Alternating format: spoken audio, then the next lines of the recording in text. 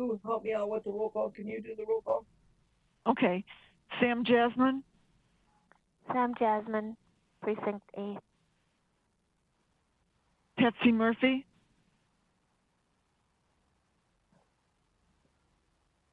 Ken Rogers?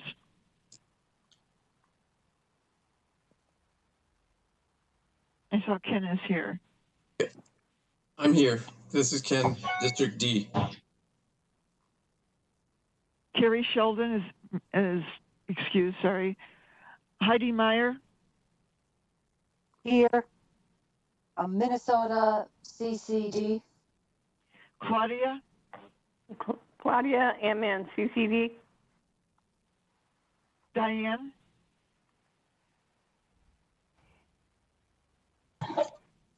Diane Graham-Raff, Metropolitan Area Agency on Aging. Eric? I'm here at present. Richard? I'm here, present. Okay, that's it. Okay. So let's see, we got 1, 2, 3.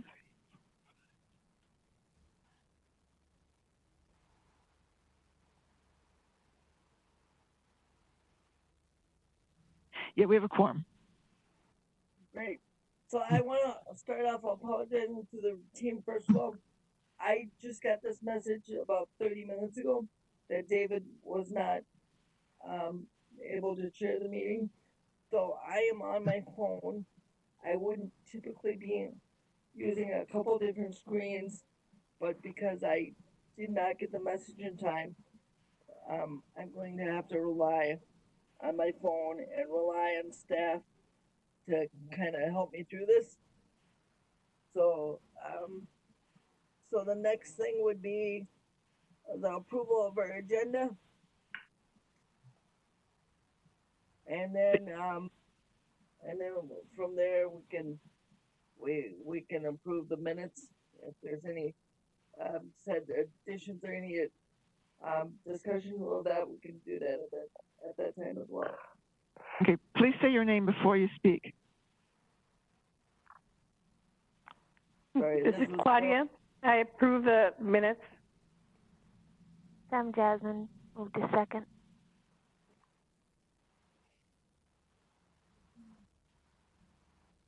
Okay, so is there any further discussion on the minutes, or seeing no further discussion? Approval of the September 2nd minutes. You didn't do the minutes, you just did the agenda. Oh, we just did the agenda.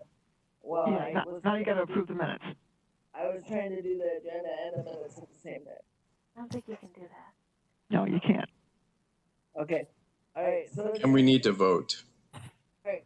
So we need to vote on the agenda. Is there any additions, any subtractions, or any changes to the agenda?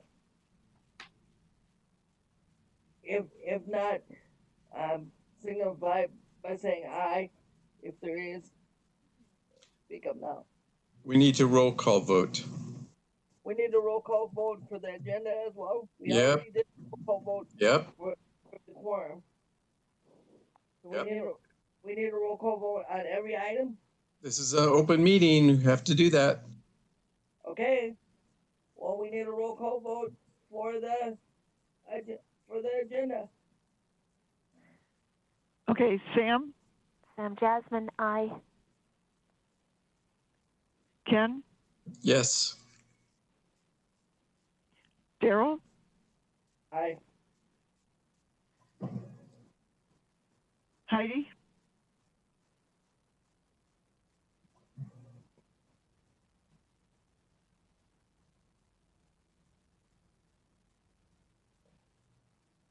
Aye. Claudia? Aye. Diane? Aye. Eric? Aye. And Richard? Aye. Okay.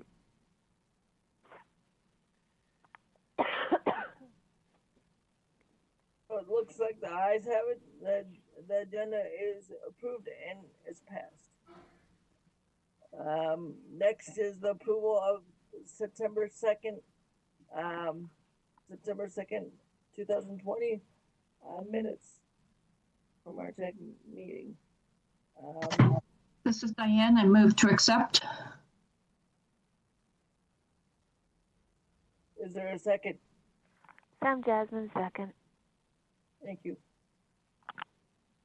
Is there any further discussion?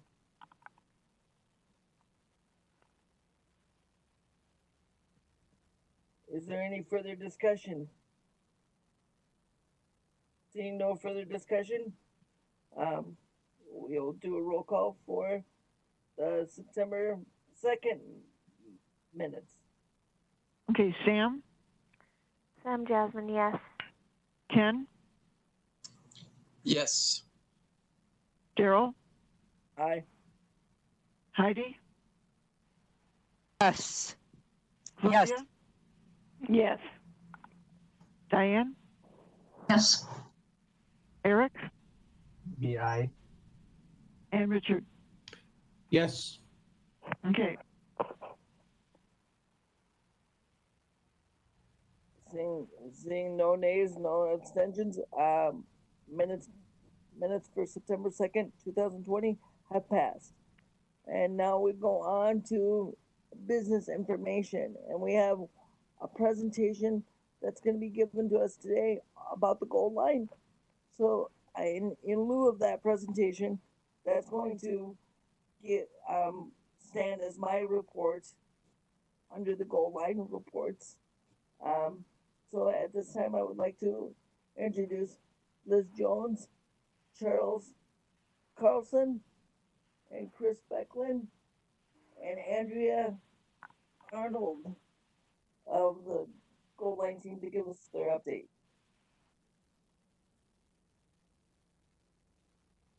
okay, say your name before you speak. With that, this is Vice Chair Daryl Paulson. I'm turning it over to Liz Jones. She is the outreach coordinator and engagement coordinator for the Gold Line project team. Thank you, Liz. Vice Chair, and thanks committee for having us here today. As Daryl mentioned, my name is Liz Jones, and I am the Community Outreach and Engagement Coordinator for the Gold Line Project. I am joined today by Charles Carlson, who is the Director of BRT Projects, Chris Beckwith, who is the Assistant Director of BRT Projects and also the Gold Line Project Director, as well as Andrea Arnoldi, who is the Gold Line Project's Architecture Design Lead. I'm going to pull up our PowerPoint right now.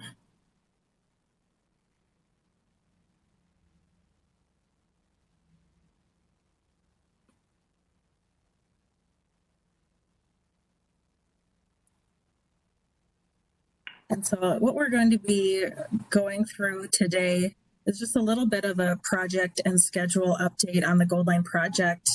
We are also planning to do some follow-up regarding platform height. So the last time we were here at this meeting, which was about last fall, seems simultaneously like forever ago and not that long ago. We had a pretty detailed discussion regarding platform height. And so we're going to be giving an update in that regard today. And then the majority of our time today, we're going to be talking about our design advancement. The project has recently gotten to 60% design, where we have more detailed and refined design plans to review and go over with you folks and have a number of discussion items as well. So that will be the bulk of our presentation today and conversation. And so with that, I will pass along to Chris Beckwith to give a Gold Line project and schedule update. Hello. I'm just starting my video here.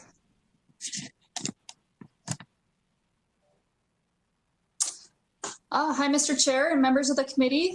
Thanks for having us today. I'm going to do a very quick update on the Gold Line itself, and then I'm going to hand it over to Charles Carlson. Can everybody hear me? Yes. Okay, thank you. So you see the Gold Line project map here, and this should look pretty much the same as it did when we met with you a number of months ago. So the Gold Line, it starts in downtown St. Paul and it goes generally along the I-94 frontage road on the north side through the communities of East St. Paul, and it goes through Maplewood, Landfall, Oakdale, and Woodbury. And it terminates at the Woodbury 494 Park and Ride, which is right adjacent to 494 and Valley Creek Road. It's kind of in that general area. So it's the same alignment that it has been for quite some time now. So that's our alignment. Does anybody have any questions? Are you familiar with the Gold Line from when we talked before? It sounds like Daryl provides regular updates. Does anybody have any questions on the alignment or where the Gold Line goes?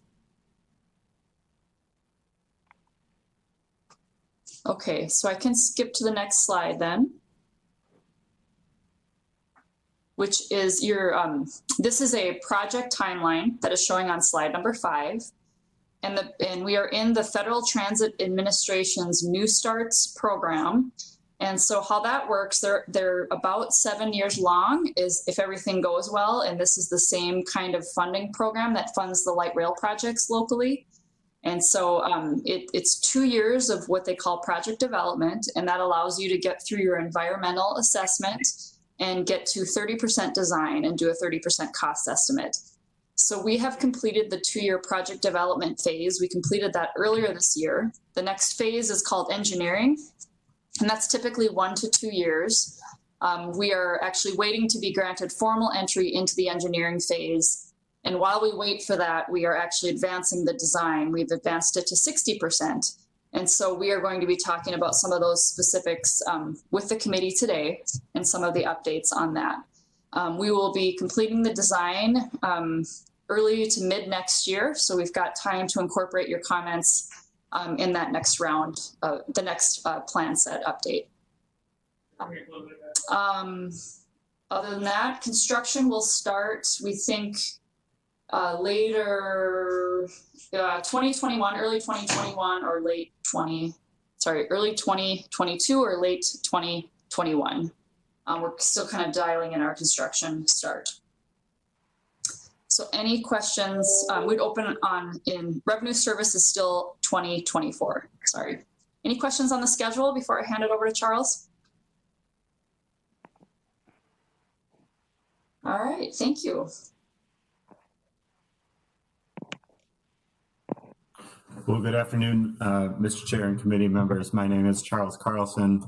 I'm the Director of BRT Projects and happy to follow up today with some information about platform height that we've discussed in the past, but we've since gone through a number of different evaluation measures and have arrived at a recommended platform height that we wanted to share with the committee. Next slide.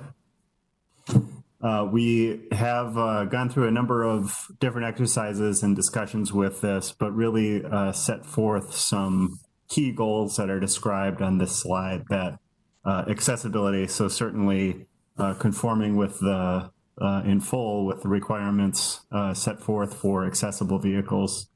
But beyond that, we also wanted to set apart BRT service from regular bus service. And so a raised platform is part of how we distinguish a BRT service, and that's factored into this recommendation. We also want to be consistent, so we don't want to have platforms of all different heights across the corridor. We want a familiar, comfortable, and consistent platform height across the project to the full extent possible. And then finally, more than simply being accessible, we really want a platform that considers all abilities when boarding and alighting, the getting on and off the vehicle, and that it's a common experience for all. So that's really guided us in some of our consideration on this topic.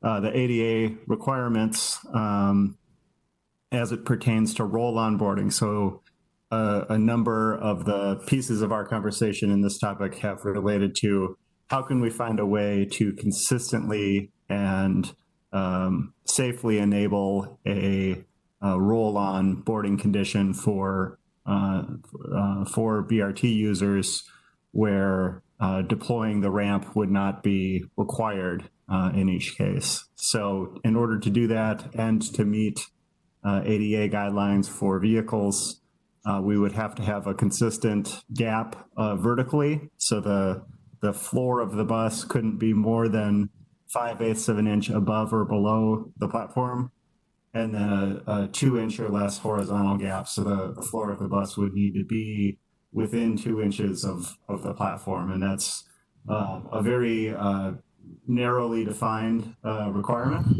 And that, in some of the observation that we've been able to do, including places that do this roll-on boarding, it's difficult to achieve that consistently. And when we think about our climate here in Minnesota with significant snow events at times, we can't be accessible most of the time. We need to be accessible every time on every trip. And so for that reason, one of the requirements that we've set forth in going through this process has been that we want to be able to deploy the mechanical ramp on the bus in any circumstance. And so that's guided some of our exploration as well. Next slide.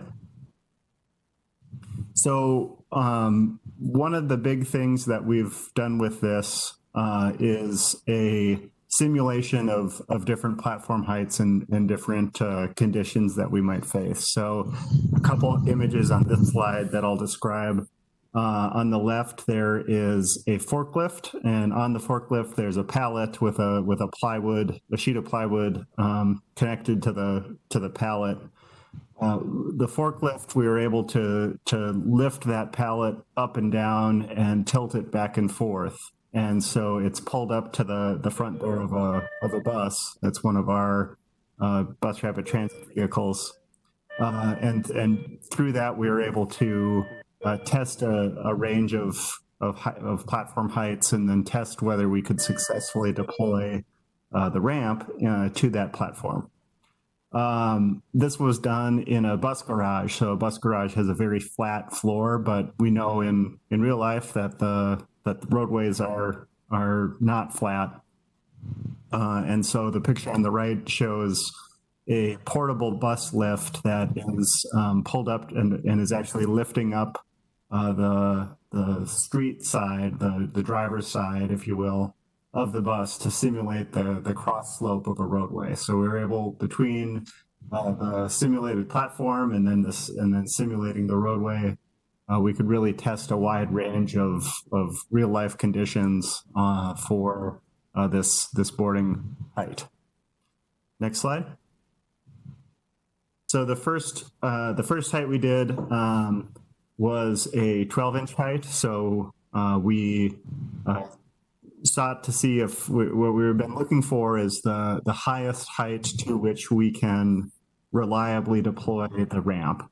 And at a 12-inch test, the lip of the ramp was about 7 inches above the platform. That's because the vehicle would, or the edge of the ramp by the vehicle would actually catch the platform and prevent the ramp from fully deploying. So from this, we knew that a 12-inch platform would definitely not work. Next slide. We also tested an 11-inch platform, and that's shown in images on this screen. This was a lot closer. However, there's still a sizable gap at the lip of the ramp, and so we knew from simulating this condition that an 11-inch ramp would really be too close for comfort, and any variation within the roadway or the bus or anything like that would really lead us to uncertainty over whether we would be able to deploy the ramp. So we ruled out 11 as well. Next slide.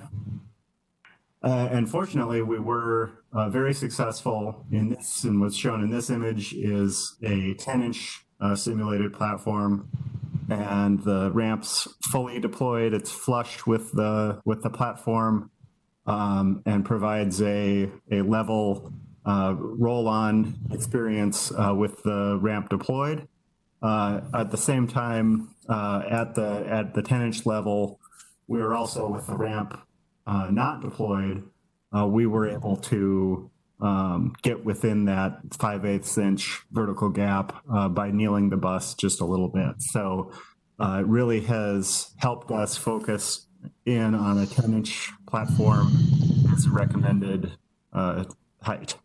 So next slide shows that recommendation. So we are suggesting and designing a 10-inch standard platform at all of the Gold Line stations that are contemplated, with one exception, and that is at Ham Plaza.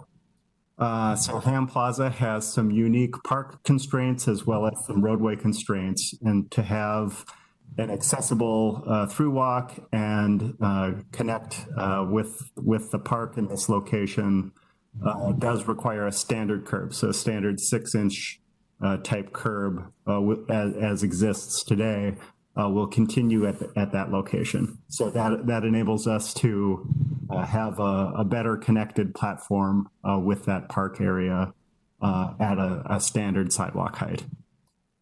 The other conclusion of our evaluation is that Metro Transit will pursue a standard operating procedure to meet federal requirements for what we're terming roll-on boarding, where the vertical and horizontal gaps would allow wheelchair users, if they wish, to directly come onto the vehicle without the need to deploy the ramp.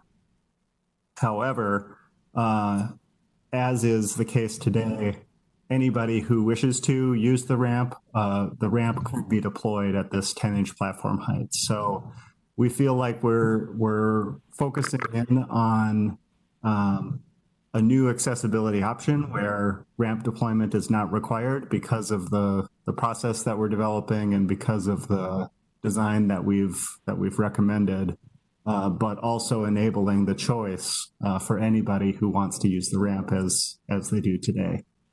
So we're going to continue developing that, and there's a lot of technical details and design details that go into both the training as well as the physical infrastructure, but we'll continue to be guided by the goals that were mentioned earlier in the presentation, and continually focused on how we can best maximize the customer experience with this line. With that, Mr. Chair, I'd be happy to pause for any questions. Yeah, just have This is Heidi. Charles, but I'll let the committee go first. Go ahead. Okay, this is Heidi. I have a question about, I think it's great that you're working on the ramp, but can you also make it so when we get off the bus, because I'm a person that kind of gets off the bus kind of a different way, you know? So if it's too high, I kind of show the my disability more. So are you thinking of the height of the front door, you know, so it's not too high? Because I don't know how the bus driver is going to park the vehicle when he comes to the stop. So I have to figure out how to get off safely and maneuver whatever is in front of me. Yeah, thank you, Mr. Chair and committee members. So the intent is that the front door would be more or less flush with the platform. Other doors would have somewhat of a vertical gap in some cases.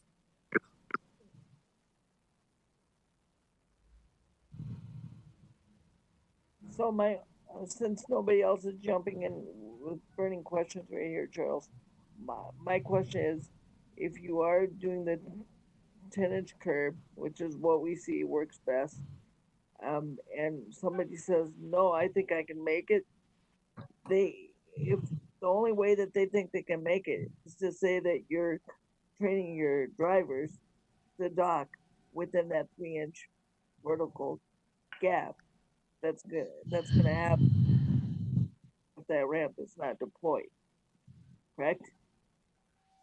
Mr. Chair, so the operator would need to judge if they've met the 5/8 vertical and 2-inch horizontal gap. If they have not, and you know, our intent is that they'd be trained both to accomplish this, but also to recognize when that isn't the case, then they would need to be ready to deploy the ramp if that roll onboarding condition wasn't met. At the same time, if somebody felt like they didn't, the standard would be that we would not deploy the ramp under the scenario that we'd get within that roll-on condition. But if we missed it, or if anybody asked, we'd always be able to deploy the ramp. This is Heidi. I have a question really quickly.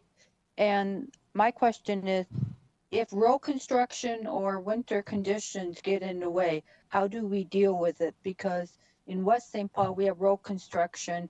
In downtown St. Paul, in certain areas, we have road construction. So we have to figure out how to park the bus so we can get off correctly, like me and Daryl, So Yeah. how does that work? Yeah, Mr. Chair and committee members, that's exactly the kind of real world situation that I think we are anticipating, and that's why going even higher than 10 inches isn't sort of the standard, because we want to be able to successfully deploy the ramp in those cases. And the other nice thing about that is that if we had a substitute stop location, let's say there's construction and the station's closed, but we could still drop off at a regular curb, the ramp on the bus would still allow deployment at any substitute bus stop location. So we feel this arrangement gives us this new accessible choice in terms of roll onboarding, while still maintaining the flexibility for those very real life conditions that we'll undoubtedly run into as an operation.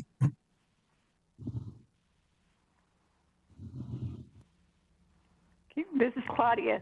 So the drivers will be trained in how to do a backup in case something goes wrong? Yes. So the operators will be, the training will be to get in close enough to do that roll-on condition, but as today, we'd be able to deploy the ramp, and that really be the backup option in every case. Or if somebody asked again, anybody could still ask for the ramp deployment. Thank you.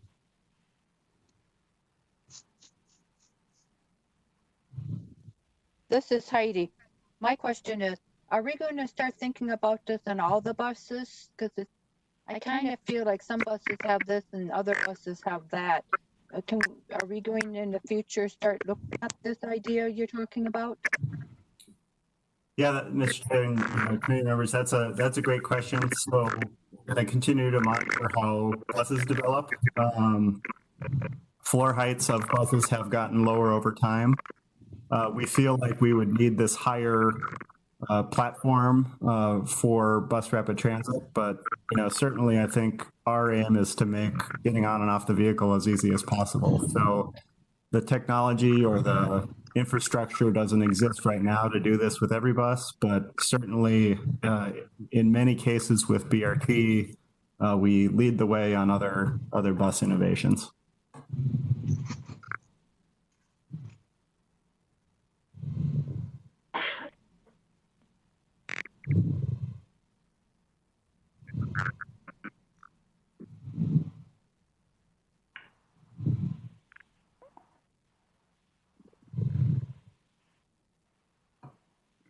This is Heidi again. In the wintertime, because I know the curbs have different level of snow, can it work with all the different heights, or are you just thinking because Minnesota, we don't shovel very well. And we fought for this for many years, for the disabled community. So have you tried different scenarios for the snow? Yeah, that's a great question as well. One piece I haven't mentioned in this is that although it's hard to keep up with it at all times, these stations will have additional snow removal investment above and beyond regular bus stops. We aim to get that, really as the priority for snow clearing by Metro Transit forces. But beyond that, being able to deploy the ramp will help avoid any situation where the stop isn't available.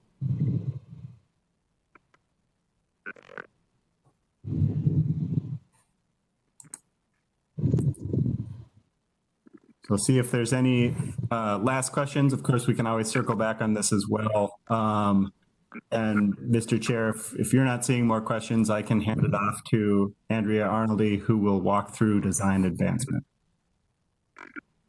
Sure, that would be great. Thank you. All right, thank you.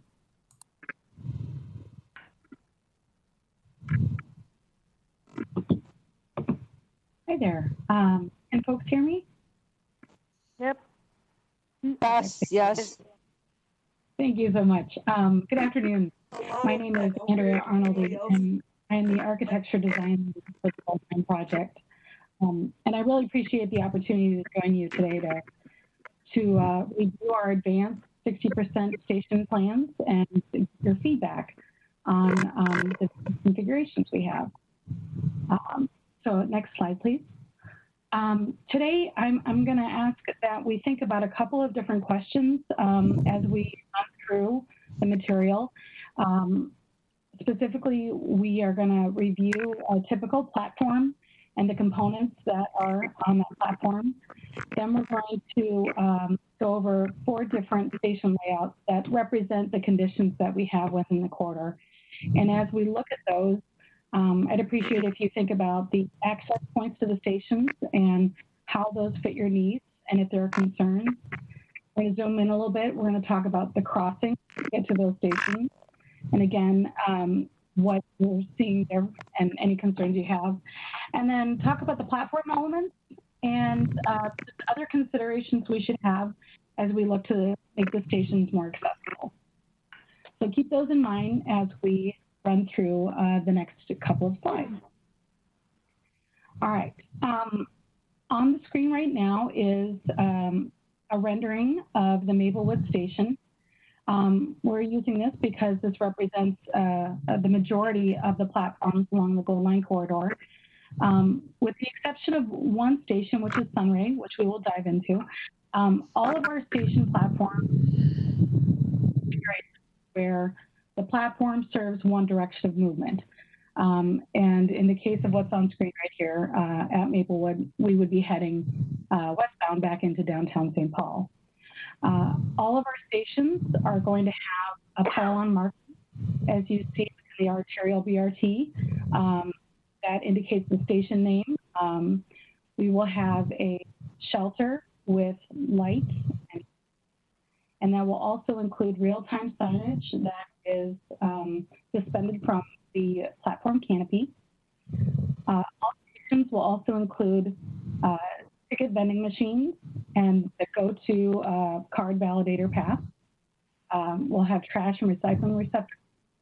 And the entire front boarding edge of that 10-inch platform will have the tactile as you see on LRT platforms and other arterial BRT platforms.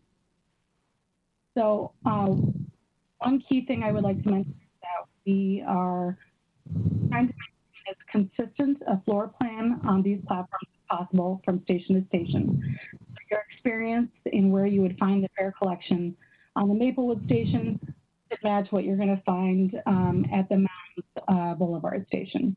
So wherever we are going to keep that consistent floor plan. We also do have bike parking at our stations, and those are located directly to the platform in the majority of cases. So that is another feature of these stations. So keep this in mind as we look at the next 4 slides, and we're going to do an overview of a few configurations. Next slide is featuring our Hazel station. This station is located between White Bear Avenue and Ruth. It is just directly north of I-94 and situated back from the frontage road of Old Hudson Road. This is a condition where the platform is located on a guideway. So the can I interrupt 1 second? And can you use your arrow when you talk about the map so we know where you're pointing at or talking about? Yeah, are you able to see my I don't know if you're able to see my screen. Oh, Liz, you're going to follow along with me? Thank you.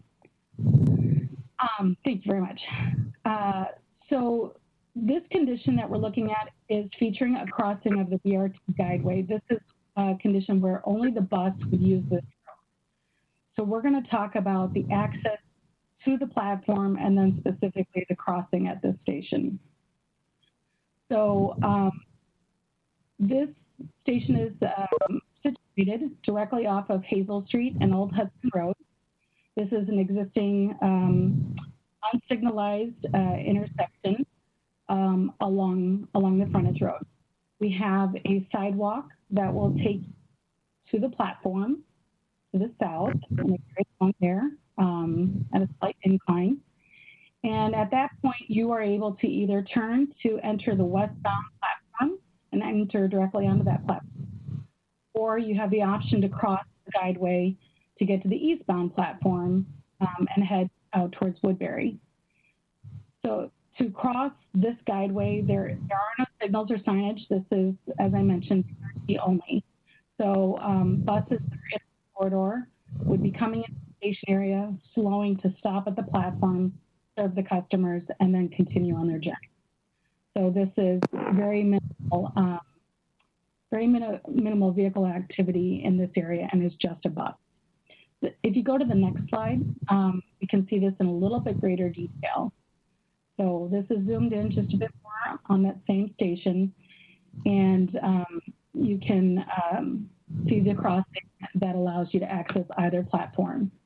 Once you get across the guideway on that south side, you would walk up a gentle slope from the ADA ramp up to the 10-inch high platform. And where the yellow box is defined, that's of a 10-inch high platform, where you would find all your station elements for collection. And that is true for both of these platforms at this station. So I want to pause and allow for any questions or some feedback about how this station can be accessed and what if any, concerns you have with this layout. I like the layout. I like the consistency from station to station, platform to platform. One thing I have a personal question about the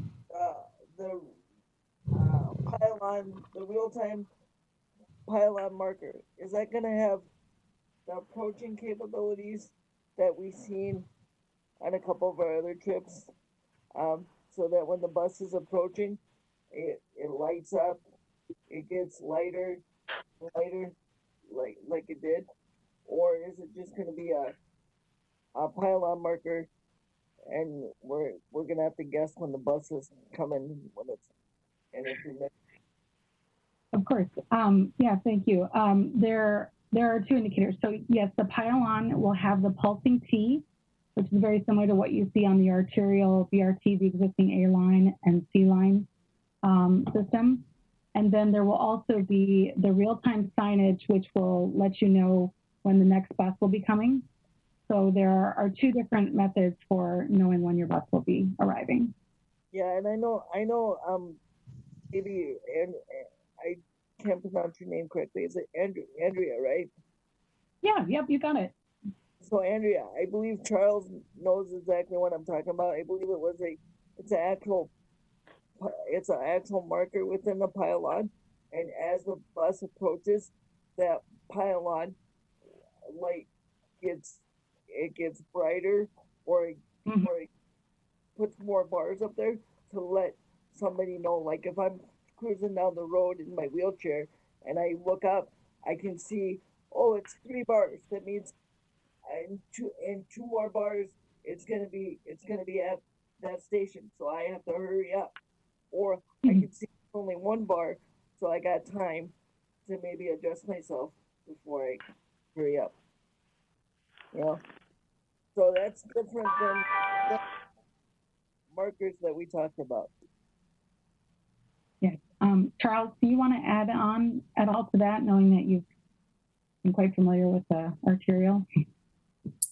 Sure thing. So, yes, when the bus is approaching, we would have the blinking when it's within a certain distance. I think one of the challenges with the bar type approach, this is sort of a thermometer where it's when the thermometers, either full or empty, the bus is arriving.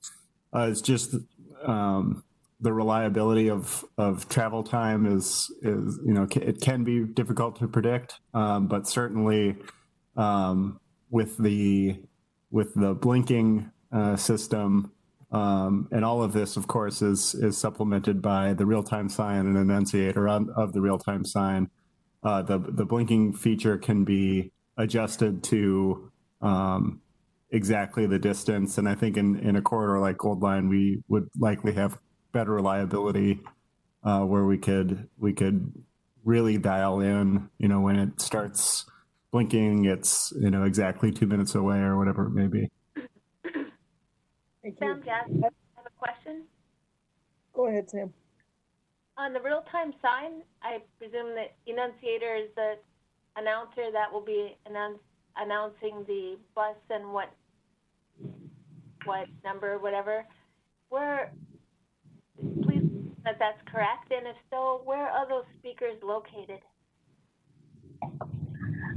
Yeah, the push button annunciator, so it's triggered by the pressing of a button similar to the arterial. It's going to be located near the front door boarding zone. And if you can gesture on the screen for me, there is a small box at the front side of the platform. There's a dash box indicating the boarding area, Liz. And so as we look at this platform layout, thank you, the pylon would be equipped with that push button, which is directly next to that boarding zone. So you would be able to hear the oncoming time for the bus.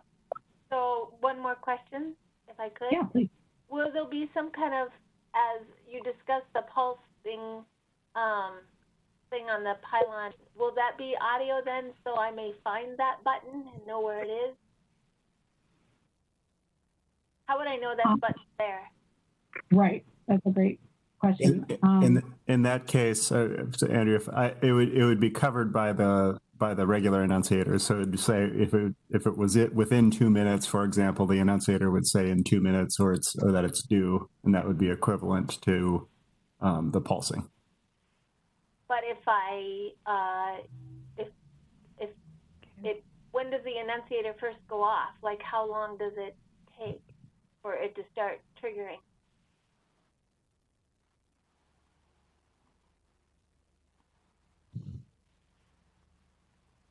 Andrea, I can take a first. I think it would be, the intent is that it'd be a push button annunciator that would be actuated by a user.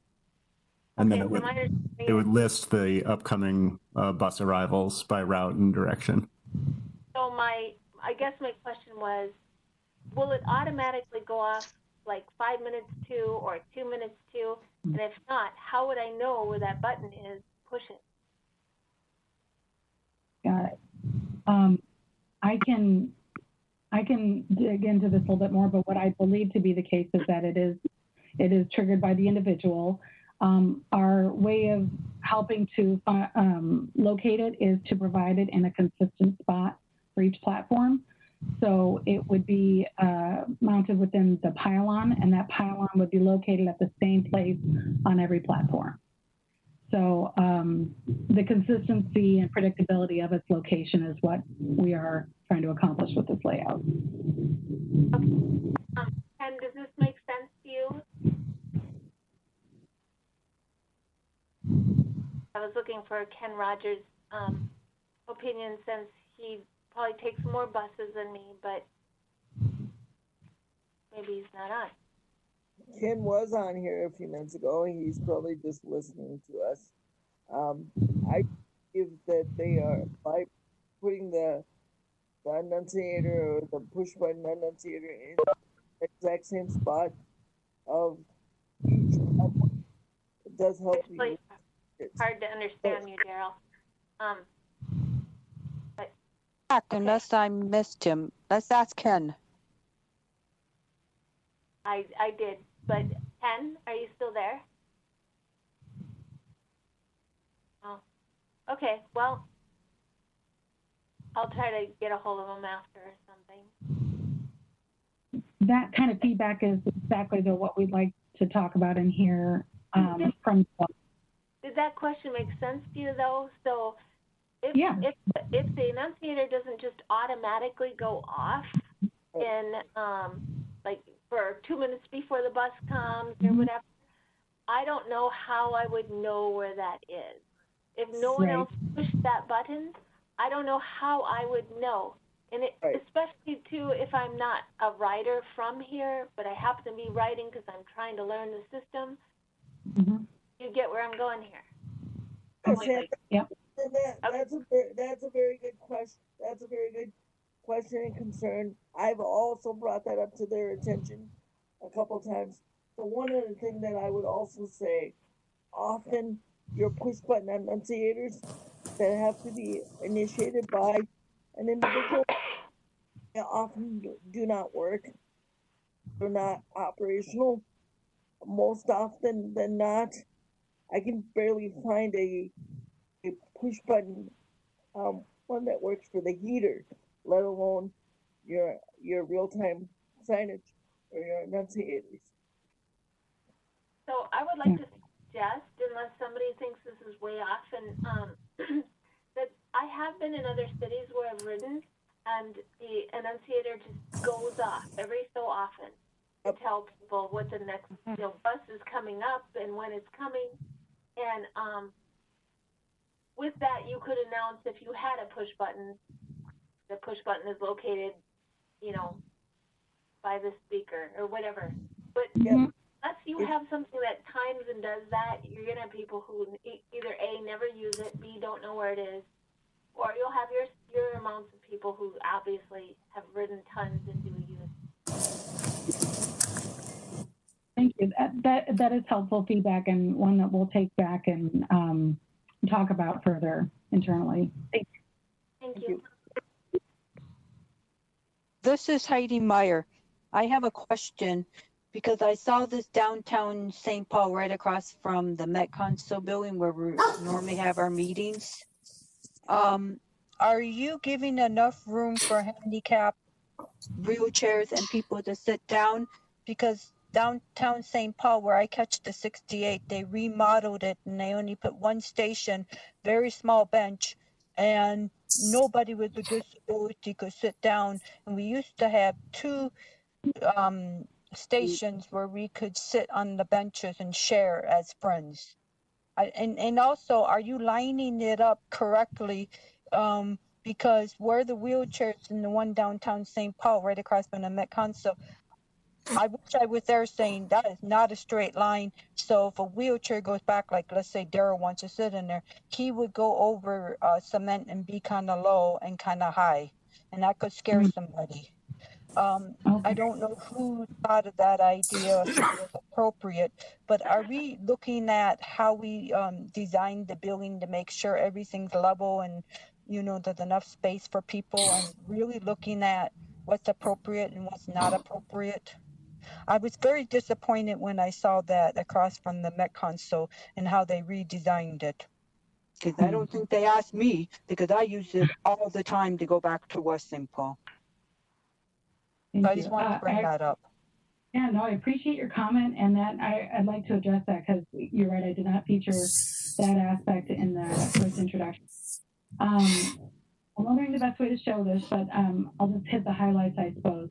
So as we consider seating and waiting space on the platform, we are trying to provide as much flexibility as possible so that people can wait in cover, under cover, or outside of cover. I don't know the ability to zoom in on this PDF as we speak right now, but if you can try to follow along with me with the cursor. So we are looking at bench seating that is outside of the shelter, that is directly behind the boarding zone at the front door. And directly adjacent to that is an open space that is allowing for wheelchair waiting that is outside and not undercover, and then directly adjacent to the front door boarding zone. So that's how we're handling some available seating outside of the shelter. Plus there are other places on the platform that are free of other obstructions that would allow for a wheelchair to wait, even towards the back door. And then within the shelter itself, there is a series of different bays, and they're all open. So you would enter one enclosure, and maybe if we go back one slide, this will show this a little bit better at the platform. I'm sorry, there we go. So, well, it doesn't show it the best, I'm sorry. But as you would go into there is an open bay that's available for someone in a wheelchair to wait directly adjacent to then bench seating as well. So there is a variety of open space and bench seating in the shelter and outside of the shelter. And I apologize that these graphics are maybe not capturing that the best. I suppose the plan view in the end was the best to show this piece. So regarding your comment about slope, I will say that the platforms along the station, we are looking at trying to maintain a minimal slope, enough to provide positive drainage, but to avoid that, that being uncomfortable when you're resting on the platform. We know that, sitting to the side is certainly not a comfort. So we're trying to keep that to a minimum and still well within ADA range for grading and slope. Question is, this is Heidi. How do we make a complaint? Because what I saw in St. Paul, I don't want ever happen again down the future, down the line, because they don't, whoever got together to think of this idea doesn't know how many people are there all day long. So how do we, if we see something or how do we make the complaint, if it needs to be worked on or it wasn't good enough or something, and it's valid that you guys need to know about? Hi, Heidi, this is Liz. You should definitely call the customer relations department. But separately, I will also reach out to folks internally about this issue that you're finding downtown St. Paul. But with any issues or complaints, please feel free to call or email customer relations. And Chair, this is Charles. Heidi, if I could you just say again, the location is the southbound stop directly across from the Met Council's front entrance? Is that? Right across. I'm staring straight at the Met Council building. Okay, thank you. And right behind it is where you can go into the, I call it kind of like a mall, and that's the Skyway, it's right. Yeah, next in the U.S. Bank building complex, the white building there. Yeah, so I'm just really concerned because they didn't think about it, because I've been taking that for years, and we've always needed 2 shelters because people who aren't disabled, they only, like 2 people can sit at that bench, and then next to it is wheelchair, but it's kind of like there's a slope, and I didn't know if they did that for the snow, but it's like Daryl was with me and he wanted to be there, and he backed up kind of close to the window area. He would be a little concerned because there's a dip, and I don't know if that's for drainage or if that's for snow or what, but it wasn't like it was before. Thank you. And also, I don't know if they took the second one out only because we get a bunch of buses down there. So that's one of the reasons, but it never talked about at any of our meetings, So that's what I'm concerned about. All right, thank you. Thank you, Heidi. I just got done pouring some cement, not me personally, but I just got done doing some cement in my backyard. And they do have to have a little bit of a slope for water drain off and drainage issues. But it's such a small grade that I'd be concerned that if you said it's a big grade, that they might need to come take a look at it. But I would assume that and runoff. And this is Ken. I've got a question. My other question is, if I could, why are you having more space on the outside of the on the outside of the structure?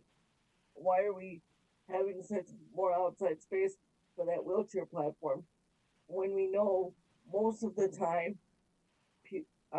we're faced with winter elements or colder elements, and I find folks always trying to push themselves into the shelter space, not necessarily sitting on the outside.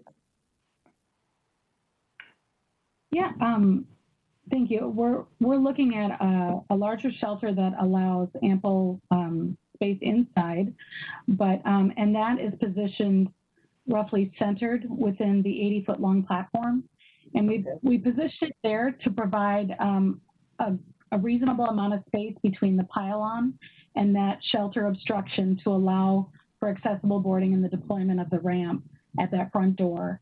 So we're striking a balance of trying to get seating in the shelter as close to that front door, as well as some seating outside of the shelter near the front door, knowing that we have these beautiful days on occasion, and then we live in the winter months with more protection every other day of the year. So we're trying to find a balance as best we can with the layout of this platform. Thank you. Yeah, thank you. Ken? Ken had a question. Go ahead, Ken. I'm sorry, can you hear me now? Yeah. Yes. Okay, all right. So I apologize. I had some technical issues and was kicked off the platform and had to log back in, so I missed a part of the presentation. But one thing I wanted to raise is a major concern with one of the identified paths to the structure. And I don't know if you've talked about this already, but the rapid red flash mid-block crossing. Has that been covered? We have not gotten to that station yet, but yes, that is one of them that we will be speaking of today. Okay, I'll wait then because I have a major concern about that. Sure. Well, I think that's actually very good timing. That will be our next station after Hazel.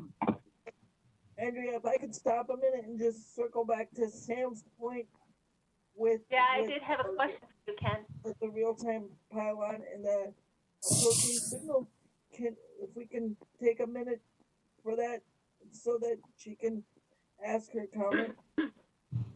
So Ken, my question was, when they have the annunciator, it doesn't sound like it goes off automatically. It sounds like if you push the button, it goes off. And so my concept is that how would I know where to find the button, first of all? If there's no locator or anything. They said that it was, they're trying to put them in the same general area so that they're all similar. But my feeling is if you're new and you're there by yourself, you still wouldn't know that. Or, if you're from another city, you wouldn't know it. And also, why wouldn't, Daryl said that sometimes those buttons don't work. So I wonder if there is some automatic occasional annunciator that would go off, timed, that would kind of give you an audio clue of where it was. Just announcing what bus is coming up next. I guess my question was, does that make sense, or is that too easy where somebody would always find that button to push it? So, and this is Ken, my question would be, is there a reason why there cannot be a locator tone provided on that push button element? Well, that was my question to begin with. Why isn't there, or for me, that's what I would want. That, or when I've traveled, I have heard annunciators just go off announcing the upcoming bus. Yeah, they do that for the light rail. But that being said, I do think that it's really important to have the audio tone on the area where the locator button is. I don't see any reason why you wouldn't do that, just because now traffic lights are having them and all that. So why wouldn't you do that for that? I guess that was my question, and I want to make sure that that wasn't too far out there, but that's what I feel. Thank you. Yeah, thank you. This has been really helpful feedback, specifically on that component. So that's one we will continue to discuss more as we go into 90%. The plans that we're reviewing right now is at 60, and we're getting there fast, but this is great feedback, very timely. Okay, shall we continue on to our next station? We have 3 more that we want to go through. A lot of the conversation we've had already is great and very relevant for all these other stations. So what we're going to look at right now is the Greenway Avenue station. This is, again, located on Hudson Boulevard. We're right between Landfall and Oakdale. We're choosing this station because this shows an access and a crossing configuration that is a bit unique to our stations. We are at the intersection of in the road, and this the platforms are positioned on a side running guideway condition. So where the bus runs alongside mixed traffic, and there is no physical barrier between mixed traffic and the bus. So to access the stations, which are split stations, the westbound platform is located on the north side, I should say the northwest side of the intersection, where Liz is gesturing, and then the eastbound platform is across the street and on the south east corner. So to access the eastbound platform, you do need to cross 2 lanes of roadway to get to a median that is a refuge, and then 3 lanes, 2 lanes, sorry, one that is mixed traffic and one for the bus to get to the platform. This crossing is triggered with it does have the rectangular rapid flashing beacon. So Ken, I know you want to talk about that. This is one of 2 stations that would have this type of crossing configuration. The other one is the Woodbury Theater Station. So these are unique within our corridor. I'd like us to get a chance to get some of your feedback about the crossing, since this seemed of interest and concern. Sure. So this is Ken. So first of all, this, in my opinion, is not a safe crossing for anybody that has a visual disability. So for people that are visually impaired, blind, deaf-blind, this is an impossible safe crossing. I know FHWA has authorized the rectangular flashing beacons as an acceptable crossing for mid-blocks, but I challenge any one of you with sight to go with me to a rectangular flashing mid-block crossing where there's heavy traffic and multiple lanes, and let me put a blindfold on you and give you a cane and have you tell me when it's safe to cross that street. You cannot do it. There's no safe way to cross that street because cars do not have to stop. At one of those rectangular flashing red beacon crossings in St. Paul that I've used before, I almost got creamed because the first lane car stopped. I thought the car stopped. I stepped into the street and a car went around that stopped car to the other lane and almost clipped me. It hadn't been for my dog doing what the dog is supposed to do, I would not be here today. That is not a safe crossing, and it is just not safe, period. And I would submit that if you can't do it in a safe place, there doesn't need to be a pickup at that location. That platform should not be there. They should only be in safe locations. And as you described it, crossing multiple lanes, going to a median, then crossing some additional lanes, how would you do that if you're blindfolded or if you don't have sight and do that safely? This is Heidi. I want to also mention someone who had processing problems. Ken made it sound like I got to learn all these different ways to do it. I have enough problems just with the regular lights, knowing when to cross and not cross. And sometimes the people in the car are telling me I can cross. I had the legal right, but the lights aren't telling me correctly because they're malfunctioning or they're not flashing at the right time, you know, or they're not doing it. So I'd be concerned if I was with Ken. I would trust Ken trying to help me. but I would be very concerned because that's a lot to process the way Ken was talking about. It's not just the blind people, it's people who have have processing problems and really want to be out there in the community to take the buses. You know, I'd be concerned just trying to figure that out.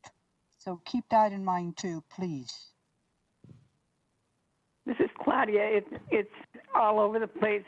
You know, motorists do not watch for pedestrians. I don't care where we're at. But if you're going to have someplace that's going to be hard to cross, someone has to look at that for safety issues. I don't think MTC or MetCouncil or anybody wants to have that on their back if somebody gets killed trying to get to the buses.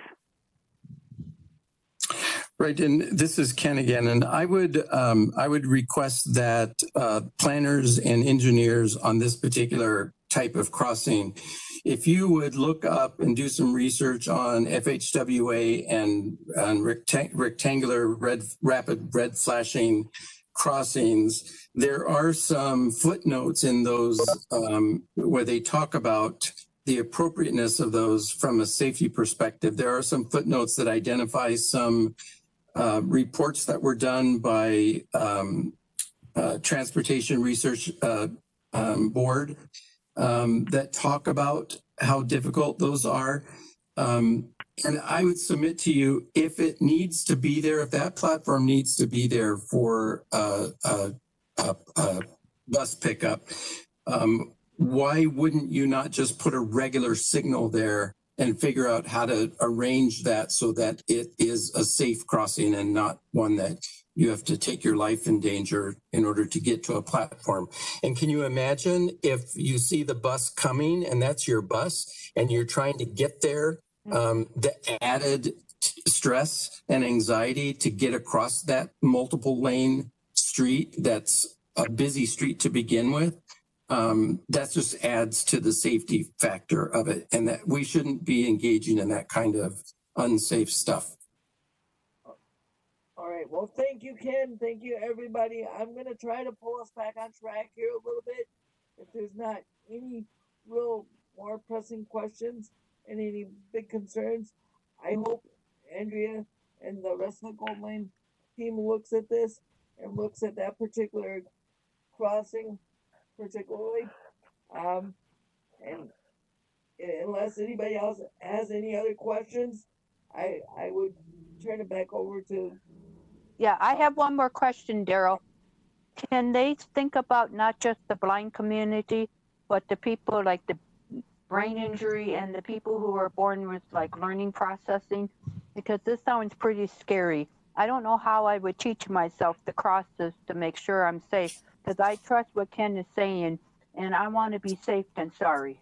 So I just want them to look at all avenues of protecting the community. Absolutely.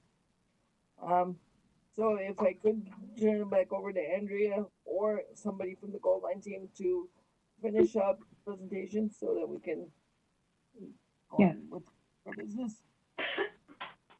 I'm sorry, are folks able to hear me? I had some technology issues. Yep. You can hear you. Perfect. I'm so sorry about that. Thank you. Okay. About 10 minutes behind schedule right now, which is fine. So if you have some pressing information that you want us to look at or weigh into, get to that right now so we can do what we'd like you or you'd like us to do. Thank you. Okay, no problem. We have two more to look at, and I'm going to touch on this one briefly. This is the Taac station that we're looking at. This is our stations are along an intersection. It is a center running guideway where the RT runs down the middle of the road. And then our platforms are staggered across the intersection, one for eastbound, one for westbound. And this is very similar to the Central Corridor LRT stations. So in the interest of time, I use that for you to picture this configuration, much like those platforms. You would have a signalized intersection where you indicate the push button, you're triggered for a crossing. You're able to get to the median, which is the station access point, and then turn to access the platform for the direction that you're headed. So that's a very quick overview of the Tamarack station. Is there any feedback about this crossing condition that people would like to mention, or any concerns? This is Diane from Metropolitan Area Agency on Aging. When you talk about them being able to push a button and the light, is from a driver's point of view, is that then a traffic signal up above, or is it a low down kind of thing? I've seen some places along the green line where the signal is down low enough that if you're following a truck, you can't see that signal until it's basically too late to stop.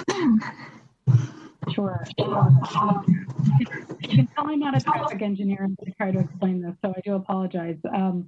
It is a signalized intersection with a crossing, just like you would have at any signalized crossing. So there is going to be the PED signal that indicates for the PED when it's safe to walk or not. And that will be an audible mechanism as well. And then you're only allowed to cross when the drivers are triggered for a stop condition. So they would not be able to go through this intersection for when those pedestrians are crossing for the station. I hope that answers your question. Tried to paint a better picture there, but let me know otherwise. Thanks. Yeah, thank you. I want to make sure we can touch on Sunray Station. If people don't mind, we can come back to this, but because the Sunray platform is a very different configuration, I want to make sure we discuss this. So this is our only center platform. We call this a crossover station, and that is, my best equivalent would be the existing 46th Street bus in the middle of 35W. So when the bus is coming into the station, they're traveling in on the right-hand side of the road. They will cross over to the left to allow their doors on the right-hand side to service the platform. And then as they pull out of the station, they are on the left-hand side, and then they cross back into right-hand traffic. Now, this is all dedicated guideway. So this is only the BRT that will be using this, and thus they're trained, very skillful drivers. For the access at this platform, we are at Pedersen and Hudson Road. So the crossing that is on that northeast corner, this intersection is a stop condition for traffic. So there's a stop sign. A pedestrian would be able to cross the traffic lanes on the south to get into the median, which there is a refuge space between the traffic lanes and then the guideway. And at that point is an actual push button that would signal for the bus driver when a pedestrian is in that crossing, and then would indicate for them what is safe to cross that lane of BRT guideway. And from there, they would cross the BRT guideway and then be able to turn and walk up the sloped ramp to the platform. And from this one station, you would be able to travel either eastbound or westbound. We are configuring the shelter orientation and the pylon signage and other amenities to help provide cues for which direction to stand when you're trying to travel either westbound or eastbound. And I'm going to pause there to let people ask some questions, because I know that this is a little bit of a different kind of configuration. We're running up really close to our time, Andrea, and I mean, yep. This discussion really deserves some diving into a little bit. So what I will ask of my committee is that if you have a real one or two statements real quick, maybe one for it, one really answering or asking something real in detail, please go ahead and ask that. Otherwise, I would ask that you hold your questions and maybe send them to her at the end of the presentation, or we can put some of your comments into our chat box and we can make sure that they get those questions as well. Thank you. So, Daryl, this is Ken. I do want to, this is really, really important safety information related to people with disabilities. So I think we need to kind of have a little more flexibility here. But the one thing I want to question is the push button indicator that you've mentioned on the median, is that going to be an audible locator tone so somebody can find that box, number one? And is there going to be audio output telling you when it is okay to cross? Ken, thank you for your question. I believe so, but that would be one that I would want to follow up with our traffic engineers to just confirm. I believe it is an APS signal, but I'll find out. Okay. Do we have maybe one more question relating to this, or if we could, maybe we can, if any of our committee members have questions, they have the contact information on the end of the presentation. Please feel free to reach out to them and CC any one of us as well. Sam, Jasmine, I hate taking the spot of somebody's real question, but maybe it's worth having them come back again when this is closer to the engineering part being, sounds like it, and they could answer the questions that we already have asked, maybe in 6 months. Is that a realistic thing? I think we could have them come back a little bit sooner than that, because I think they did such a good job on answering our questions and getting the research about the height of the platforms. I think we could give them some more work to do if you would like them to do some work. I think I would, and I did want to reiterate, I apologize, but the beauties of distance learning with a 12-year-old, I had to step out for a minute. And so I did not hear your response to Ken's questions regarding crossing in the middle of those difficult places, and that would be something I feel would be imperative to address. Sure, I think the staff that are with us today, as well as the Liz Jones from the outreach coordinator, I think she heard our concerns very clearly on that platform or that particular station, particularly. I think we'll take another look. Thank you, Chair and committee members. I will just mention, folks, feel free to reach out to me directly. My contact information should be in the slide deck, as well as you can get it from Daryl or David if you have further questions or comments. And then certainly once we advance design a little bit more, we'll definitely plan to come back so we can address some further questions and revisit what came up during our conversation today. So thank you so much again for having us and for taking the time for conversation. Absolutely. Thank you. Say one thing. I just want to reiterate this really quickly. Just remember all disabilities, not just blind people or wheelchairs. There's people like me who have multiple disabilities. I use a crutch, forearm crutch, and I also have processing problems. So I have to figure out how this all works. So as simple as you can make it, and as safety as you can make it, safe, So if I have to teach somebody or if they have to teach me, I can actually do it on my own someday. That's the goal. Thank you. Absolutely. Thank you, Heidi. That's the goal of everybody. Travel independently, safe, and be able to travel and have fun, right? You're exactly right. That's why I brought it up, because we like to focus on certain things which need to get done, but the whole picture is I want to still go with Ken and have a great time, or go with Daryl and still have a great time. And he gets his experiences, and then I get mine, and we're all enjoying the outdoors, getting where we need to go. Yep. In lieu of the time, I'm going to change the schedule around a little bit. I'm going to ask if there's any members of the public on our meeting right now. So if there's any public comment, they can come forth and speak now. And if there's not, then we could pass it back up to Andy, because Andy's got a little blurb about Metro Mobility and Metro Mobility folder. Yeah, and I apologize. I do have another meeting in 4 minutes, so I'm going to need to hop off. But I was just going to ask. We got a request from Jeff Syme, our communications photographer for some new Metro Mobility pictures.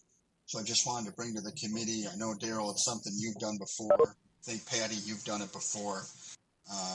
If anyone is up for being a model while on a Metro Mobility vehicle and having some pictures taken, I'd just like to ask for that feedback if anyone's interested. Would anybody be up for that?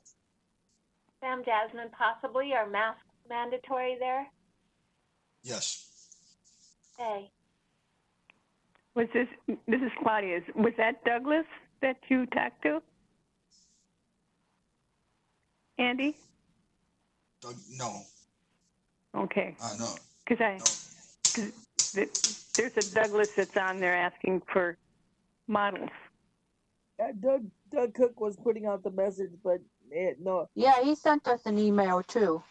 This comes from our the media division of Metro Mobility, I believe, right? Yep.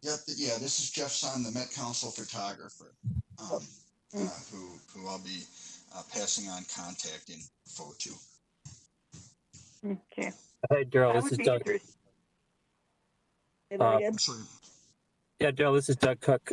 Yeah, I did send an email out for that request. Jeff Syme's also working with me and Guthrie to get some people out to take some photos using the Metro Transit system and various other aspects. So I guess we got two things going on, but Jeff's kind of the central point of that.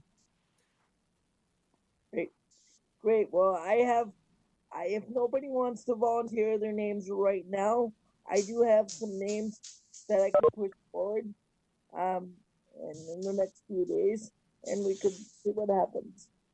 Yeah, you can go ahead and shoot me an email if people would like to do it, and I've got a maybe from Sam, so Sam, I'll pass along your number to Jeff, and he can give you a ring if he needs the pictures. Thank you so much. I have a question. When we do some of these pictures, can we do some of them where we are wearing our mask? Because this is kind of, and then if we ever need them, we can pull them out because it helps promote certain things that we need to do in the future if this is the way of the future. Yep, masks are mandatory. So on the Mo side, for sure, any photos are going to be of folks wearing masks taken by people wearing masks. So, yep, absolutely. And with that, I'm going to hop off here for my other meeting, but thanks everybody, and you have a good one. Thanks, Andy. And then we have 2 minutes left here before we gotta hop off here. But is there any comments? Because we're for public comment and then we didn't have none. So is there any member comment? Are we waiting to talk about the bus letter? This is Sam Jasmine. Sorry. Are we waiting to? Actually, Sam, I got an interesting message from our chair a couple days ago. That letter is they're still waiting for some statistical data, some numbers from the Metro Transit, and in order to put that letter together.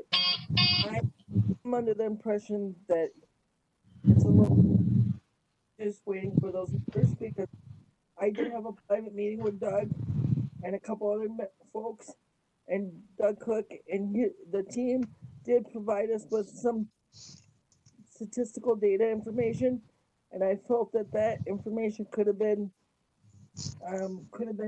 embedded in our letter, in our request right away. But it looks like we may have a rough draft of the letter next week, but it's not scheduled to be delivered or anything. So we do have to circle back to that issue. Okay, well, I have been looking at the letter since I'm on the committee to look at it. So we've been working on it. So maybe David's going to pull it back to look at it. Thank you, Sam. Sam, can you send that email? Can you send that letter to me as well? Because I asked to see that letter while you guys were working on it, and I've not seen the letter one time. Well, it's on Google Docs. Let's see if I can do it. I have a comment, but maybe I'll touch base with David about it. Okay. Okay. Thank you. Any other member comment? Oh, mine got answered earlier. This is Heidi about the concern about the new bus stop across from the Metconso. So I'm happy the lady was willing to look into it. Great. So then we have just not even, we're over our time right now. So in lieu of our subcommittee reports, and unless Ken has have any reports from the blue line, if you're still with us. Yep, it can wait. So can we do our subcommittee reports next month? Yep. And then my goal line report, in lieu of my goal line report, I submitted Liz Jones and her team's report that.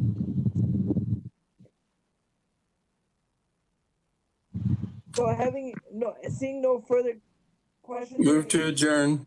Second. Sam Jasmine, second. I third, fourth, fifth. Thanks everybody for a lively discussion. Thank you for diving in and staying with us over 2 minutes. But thanks for all your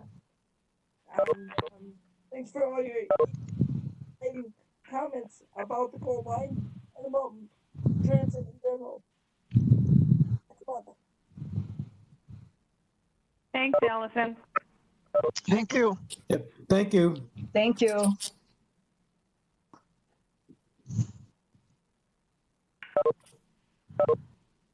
Allison, can you copy our chat and send it out to us?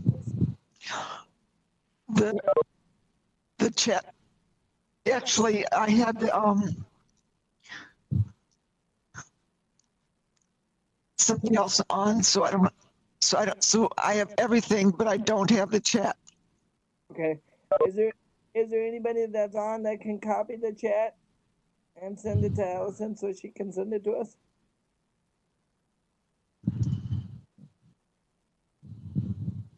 I could probably do it if I can think about it. There's probably only a couple comments here.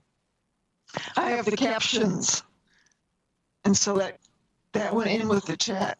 Okay.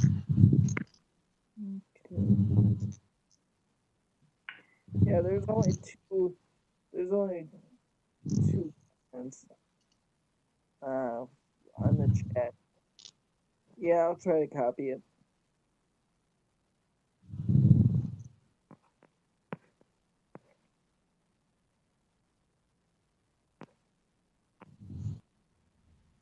Well, I should be able to copy the whole thing, shouldn't I? Because it's not. It only when I click on copy,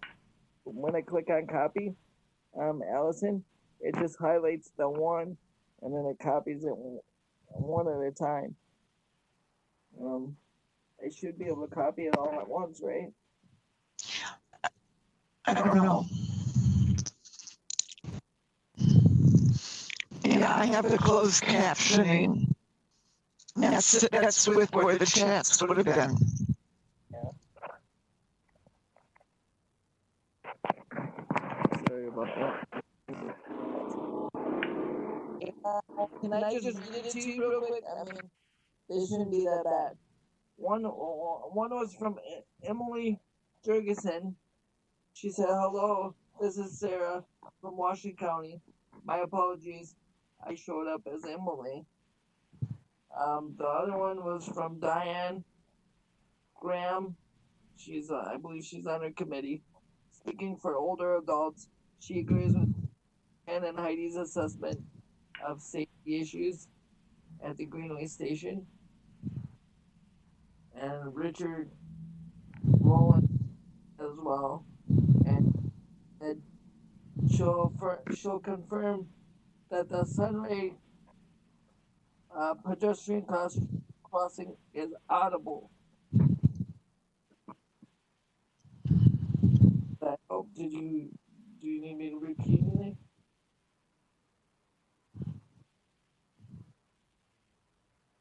You need me to repeat anything, or did you get it? I didn't get it. I was trying to work on the recording. Okay. my fault. I just said there was 4 comments on the chat. One was from Emily Jurgensen. She said hello. She's from Washington County. She apologized. She showed up as Emily. And that was supposed to be Sarah Al. And then Diane said she agrees with Ken and Heidi's comments about the safety issues at the Greenway station. Okay, hold on a minute.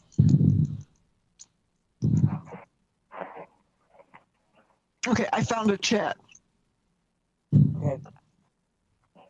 Sorry about that.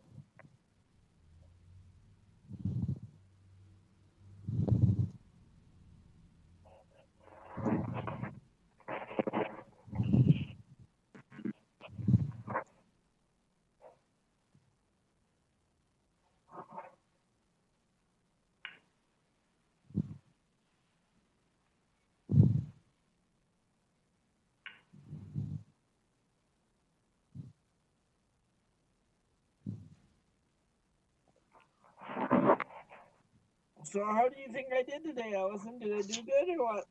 You did fine. Don't pat him on the back, Allison. Don't back him up. I wasn't expecting a real pat on the back, except for the fact that I was doing it all from my cell phone, and if I would have known that David wasn't going to be there, I would have set my tablets up or a couple different screens, so then I would have been more. I would have been more on my game, I think. Okay, I got the chat. All right. Just copy that up and send it to us. I know some people don't. Maybe you want to just send it to me because not everybody. I mean, because I think some people look at it and say, "Why did you send it to us?" I just want to make sure that there's a record of it. Because if somebody says, "Oh yeah, I was a member of the public," and I jumped on and I chatted a question and nobody's seen it, I just want to make sure that we.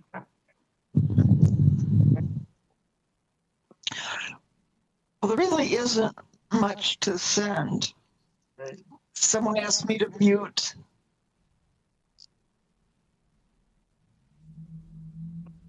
Somebody has to what?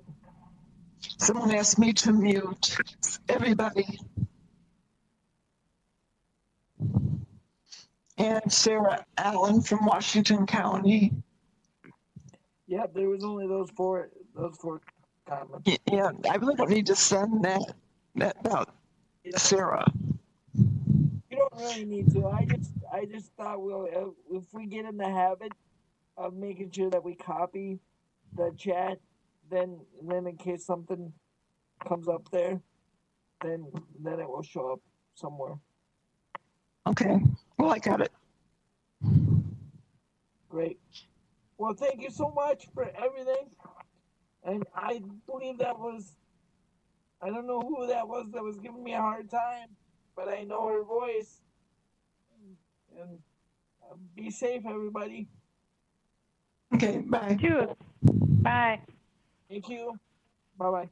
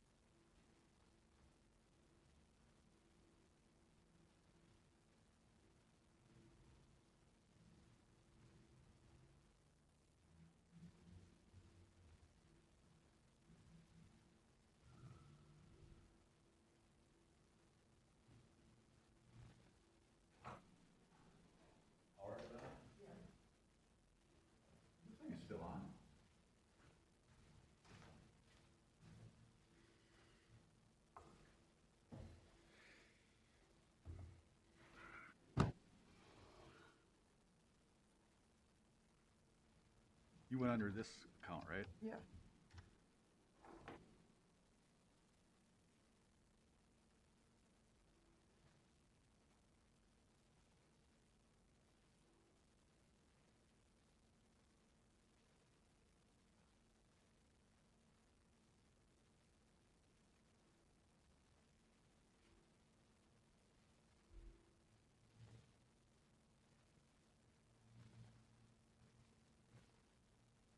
Come on.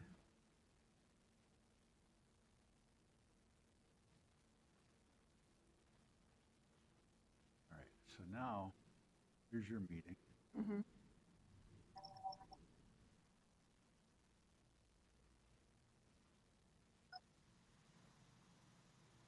Oh, go into the middle. All abilities when boarding and alighting. Audio, it's your PC. Oh, It's the PC. It's the audio on your PC, so it's on the file. okay, good. So let's go look at your PC real quick. That makes me feel better. Yeah,